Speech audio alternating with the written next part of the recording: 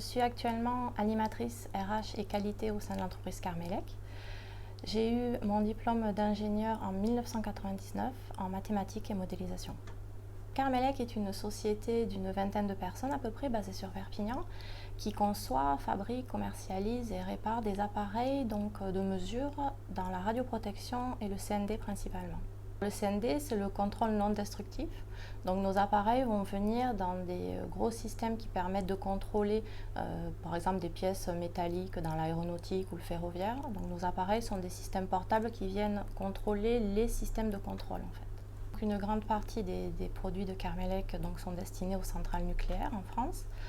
L'enjeu, c'est la radioprotection, donc la protection des travailleurs du nucléaire contre les rayons ionisants. Donc on va avoir surtout des appareils portatifs ou des appareils de signalisation qui permettent d'identifier les zones qui ont des rayonnements ionisants supérieurs à une certaine dose et qui mettraient la sécurité des personnes en danger. Je suis rentrée en 2006 comme ingénieure informatique pour du développement de logiciels. Donc c'était comme on a parlé de la notion de radioprotection qui est une grande part du chiffre d'affaires de l'entreprise, il y a toujours eu une volonté de diversification. Donc j'ai été embauchée pour faire une branche de diversification dans le logiciel didactique.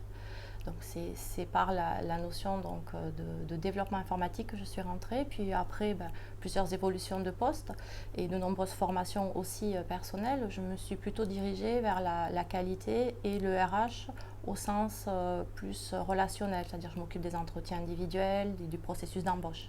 En fonction d'organisation et d'animation, parce que du coup il y a beaucoup de relationnel humain qui est en jeu. Donc, puisque notre entreprise en fait a une particularité, il n'y a pas de hiérarchie au sens traditionnel du terme. Donc tout le management intermédiaire a été supprimé et du coup il y a une nécessité d'avoir une manière en fait d'écouter et d'accompagner les problématiques autour de la relation humaine au travail.